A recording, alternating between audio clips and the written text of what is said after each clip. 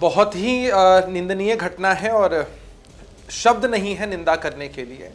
देश के प्रधानमंत्री होते हैं, किसी पार्टी विशेष के नहीं होते हैं, संवैधानिक पद पर हैं, गरिमामयी पद पर हैं, और तब कांग्रेस पार्टी के कार्यकर्ताओं द्वारा सुनियोजित तरीके से ऐसे शब्दों का इस्तेमाल किया जाता है। हम बहुत दुखी हैं और क्षोभ है हमें इस बात का कि बिहार की धरती से इस तरह की घटना घटी है। निश्चित रूप से कठोरतम कार्रवाई तो उन पर होगी ही, कानूनी कार्रवाई होगी। अब यह देखना होगा कि कांग्रेस पार्टी के लोग अपने इन कार्यकर्ताओं को कैसे डिफेंड करते हैं या उन पर क्या कार्रवाई करते हैं। हम जानते हैं कि कांग्रेस पार्टी के अंदर एक बेशर्मी की ट्रेनिंग लगातार राजनीतिक रूप से इनको मिलती रही है। श्रीमान राहुल गांधी जी ने कई बार अपमानजनक शब्दों का इस्तेमाल किया है, मंचों से किया है, उसके बाद उनको माफी तक मांगनी पड़ी है। तो इस तरह की पॉलिटिकल ट्रेनिंग कांग्रेस पार्टी में होती रहती है, लेकिन प्रधानमंत्री जी के खिलाफ इस तरह के शब्द अगर बोले जाएंगे तो किसी भी कीमत पर हम इसको बर्दाश्त नहीं करेंगे। तो क्यों बर्दाश्त कर रहे हैं? हमें लगता है कि राहुल गांधी जी ने, कांग्रेस पार्टी ने पूरा टेका ले लिया। कोई पकड़ा गया क्या? कोई आपकी है ना सरकार?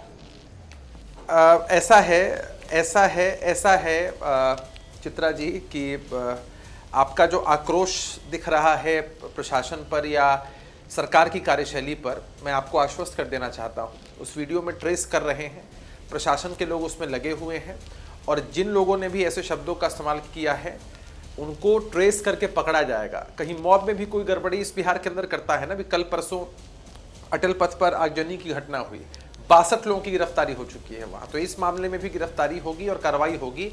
अगर ऐसे शब्दों का इस्तेमाल मंचों से किया जाएगा तो यह टॉलरेबल नहीं है, कानूनन अपराध है। मैं एक और बात पर आपका ध्यान आकृष्ट करना चाहता हूं। मुझे तो लगता है कि साजिशन तेजस्वी यादव जी का पूरा पॉलिटिकल बेड़ा गर्क करने के लिए राहुल गांधी जी अपने सभी लोगों के साथ बिहार पहुंच चुके हैं कि पहले मोदी जी को गाली दिलवाओ ताकि सेंटिमेंट्स और भड़के, स्टालिन साहब को लेकर के आओ जिन्होंने ऐसे शब्दों का इस्तेमाल हिंदू देवी देवताओं के लिए किया, जो रेवंत रेड्डी जी हैं उनको लेकर के आओ जिन्होंने बिहार के डीएनए पर सवाल उठाया, और तब आकर पूरा रायता फैला दो ताकि महागठबंधन के लिए कुछ बिहार में बचे ही ना। ठीक है, मैं जवाब ले लेती हूं। हाँ। एक तरह की और साजिश। तेजस्वी यादव जब कहते हैं कि मैं ही तो हूं चेहरा, और पत्रकार सवाल पूछते हैं कि क्या तेजस्वी यादव आपके मुख्यमंत्री का चेहरा है, तो राहुल गांधी उस मुद्दे को भी हटा देते हैं, जिसके बाद कितनी एम्बैरेसमेंट हुई नवल किशोर जी। उस सवाल को भी छोड़ते हैं, आ जाते हैं गाली गलौज। ये कहां की संस्कृति है और इससे मिलेंगे क्या वोट? नवल किशोर जी। नहीं चित्रा जी, बिल्कुल आपने सही कहा कि जो राजनीति में है या राजनीतिक व्याकरण में है उसमें गाली शब्द का तो इस्तेमाल बिल्कुल नहीं होना चाहिए। और पिछले 11 साल में पता नहीं कहाँ कौन कौन लोग इस शब्दों का इस्तेमाल किए जो कि लोकतंत्र को तार तार किया है। संसद के पटल पे ये भारतीय जनता पार्टी के एक सांसद ने एक सांसद को उसके धर्म के आधार पर गाली दिया। भारतीय जनता पार्टी ने कोई कार्रवाई नहीं की। ये जो उदाहरण पेश किए गए हैं भारतीय जनता पार्टी के द्वारा, वो तो बड़ा ही शोभनीय है। उसको तो हम लोग तारीफ करेंगे कि भाई पूरे समुदाय को गाली देता है। उस तरह का व्यक्ति को कुछ वो पोस्टर बॉय बन जाता है दिल्ली के चुनाव में। दूसरी बात, मोदी जी के कैबिनेट का एक मंत्री खुलेआम मंच से नारा लगाता है देश के गद्दारों को गोली मारो। आप ये भी बात नहीं बोल सकते हैं को किस तरह का। और उनके पीछे एक संगठन है जो सालों से यह नारा अपने सुबह सुबह के ट्रेनिंग कैंप में देता है। तो मैं कहता हूं कि जिस तरह के वातावरण का निर्माण भारतीय जनता पार्टी और मोदी जी ने किया है वो तो पूरे देश के पूरे चरित्र को समाप्त कर दिया है। जो डाइवर्सिटी है वो सामाजिक रूप में हो, धार्मिक रूप में हो, सांस्कृतिक रूप में हो, उसको तार तार करने का काम किसने किया? प्रेम शुक्ला जी की पार्टी कह रही है हम तो डूबेंगे सनम, तुमको भी ले डूबेंगे। ये हाल हो गया है कांग्रेस पार्टी का नवल किशोर जी आरजेडी को लेकर कि अपना तो उनका कुछ ज्यादा है नहीं, लेकिन बिहार में आप लोगों को भी ले डूबेंगे। देखिए देखिए महादंगल के नायिका को यह भी मालूम है कि बिहार में एक महाअभियान चल रहा है बेरोजगारी के खिलाफ, अपराध के खिलाफ, अफसरशाही के खिलाफ, भ्रष्टाचार के खिलाफ, पलायन के खिलाफ। अब तमाम तरह की चीज़ें हो सामने आए हैं जिन्होंने 20 साल से शिक्षा और स्वास्थ्य को समाप्त कर दिया है। जो अभी हमारी चिंता व्यक्त कर रहे थे तेजस्वी जी के लिए, जिनको अपनी खुद की ही चिंता नहीं है, उनको मालूम ही नहीं है कि किस अधिकारी के सिर पे गमला रख देंगे, किसका पैर छू लेंगे और किसको क्या अश्लील अभद्र व्यवहार कर देंगे। ये तमाम तरह के जो दर्शन हैं वो बिहार में दिखे हैं। फिलहाल जो वोटर अधिकार यात्रा है वो बिहार के आम गरीब जनता की आवाज उठा रही है, और 12 दिन में 20 जिलों का हम लोगों ने जो यात्रा किया है उससे एक महत्वपूर्ण और मजबूत संकेत क्या है। अब सवाल यह है कि क्या ये मुद्दा बनेगा, एसआईआर क्या एक मुद्दा बनेगा? क्योंकि जो लोग वोट डालने के लिए जाएंगे उनके पास तो वोटर आईडी कार्ड होंगे, लेकिन आप ये कह रहे हैं ये मुद्दा बनेगा और फिर सत्ताधारी पार्टी को इसका नुकसान उठाना पड़ेगा। ठीक है, एक बार बिल्कुल बन चुका है और अनुराग ठाड़ा जी बोल रहे थे जो नहीं, ये मुद्दा बन चुका है चित्रा जी, और ये सबको पता चल गया है कि वोट चोरी का जो प्रयोजन है वो पहले से चल रहा था। अब रुकेगा बिहार में ही, क्योंकि बिहार ही इस तरह का काम करने में सबसे पहले आगे आता है। अरे वोट चोरी का 2020 में सबसे बड़ी पार्टी महाराज आपकी बनी, तो अगर वो वोट चोरी करते तो आप सबसे बड़े इतने बड़े पार्टी कहां से बन जाते? आरजेडी सबसे बड़ी, अरे सरकार कैसे? आरजेडी सबसे बड़ी पार्टी बनी, सरकार तो आपके बाकी दलों ने अच्छा नहीं किया इसलिए नहीं ना। आपका तो शानदार परफॉर्मेंस था नवल किशोर जी, आपका तो शानदार परफॉर्मेंस था, आपने थोड़ी ना कमी थी, सहयोगी दलों ने नहीं किया, इसके वजह से आपका यह हाल हो गया।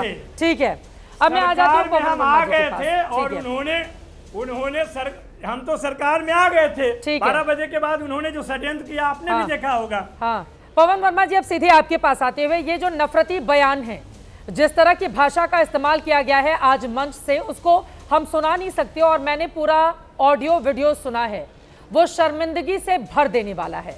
अब मेरा सवाल है कि क्या इसके जरिए मिलते हैं वोट?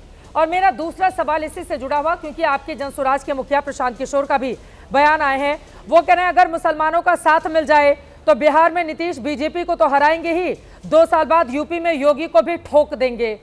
अब योगी को भी ठोक देंगे शब्द का इस्तेमाल आपके लोग भी करने लगे हैं पवन वर्मा जी, तो भाषा तो वही हो गई ना, इधर ठोका जा रहा है, उधर माँ की गाली दी जा रही है, बचा क्या बीच में? पवन वर्मा जी। नहीं, ऐसा है चित्रा जी कि पहली बात तो मैं बहुत कड़े शब्दों में जिस तरह की भाषा का प्रयोग कांग्रेस पार्टी के मंच से हुआ है उसकी भर्त्सना करता हूँ, बहुत निंदनीय है, शर्मनाक है, और कांग्रेस पार्टी को इसमें तुरंत पहल करके जिन्होंने भी ऐसे शब्द प्रयोग किए उनको निष्कासित करना चाहिए और उनके खिलाफ एफआईआर दर्ज करानी चाहिए। चित्रा जी, आपने खुद देखा होगा, आप बड़ी अनुभवी पत्रकार हैं, कि कई सालों से राजनीति का भाषीय स्तर निम्न से निम्न होता जा रहा है। कैसी भी भाषा का प्रयोग आजकल नेता लोग कर रहे हैं, और हम इस गाली गलौज की राजनीति पर विश्वास ही नहीं करते। शुरुआत से अब तक हम मानते भी हैं और ये दिखता भी है कि मुद्दों और विषयों पर राजनीति होनी चाहिए। रोजगार, पलायन, स्वास्थ्य, शिक्षा, भ्रष्टाचार, इन सारे मुद्दों पर हम समझते हैं कि राजनीति पर लोगों की हिस्सेदारी होनी चाहिए। अब इसको अगर आप डिफ्लेक्ट कर दें या इससे अटेंशन हटा दें गाली गलौज से, तो मैं समझता हूं ये गलत भी है और सेल्फ डिफीटिंग भी है, आप ही को नुकसान हो रहा है। तो कहां से आ रही है ऐसी भाषा पवन वर्मा जी? तक आपने अभी अगर एक ही मंच से राहुल गांधी जिंदाबाद, प्रियंका गांधी जिंदाबाद बोला जा रहा है, और नरेंद्र मोदी के लिए जो देश के प्रधानमंत्री, जो गालीबाज हैं उनके भी प्रधानमंत्री हैं, जो गाली दे रहे हैं उनके भी प्रधानमंत्री हैं, और प्रधानमंत्री की कितनी ताकत होती है वो बताने की जरूरत नहीं है इन लोगों को। लेकिन इतनी अभद्र भाषा पवन वर्मा जी, कहां से आती है ये संस्कृति? क्योंकि दिमाग में ये होगा तभी तो मुंह से निकला ना, वो भी मंच पर माइक लेकर, और उसको लोग दोहरा रहे हैं। पवन वर्मा जी,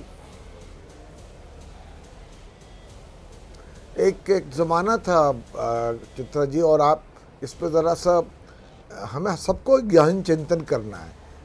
नेहरू जी का ज़माना था, अटल बिहारी वाजपेयी जी का ज़माना था, जबकि लीडरान स्वयं अपनी भाषा पर इतना संयम रखते थे कि विवश होकर के जो उनके कार्यकर्ता थे और पब्लिक भी कभी भी इस तरह की अभद्र भाषा का इस्तेमाल नहीं करती। पर जब ये आम होने लगे कि एक मंत्री बिल्कुल ही अनएक्सेप्टेबल, जिसको कहा जाए कि शर्मनाक भाषा का प्रयोग करे गाली के साथ और वो कैबिनेट में बना रहे, ठीक है, या जिस तरह की भाषा अभी कांग्रेस के मंच से हुई है, तो मैंने तो शुरुआत में ही कहा कि सार्वजनिक संवाद का जो स्तर है वो निम्न होता जा रहा है। और उसका कारण ये है कि आज राजनीति में जो बुनियादी मूल विषय मुद्दा हो उस पर लोग बात नहीं करना चाहते, अटेंशन भटकाना चाहते हैं, ध्यान भटकाना चाहते हैं, ठीक है, तब जाकर के ऐसी भाषा का प्रयोग होता है।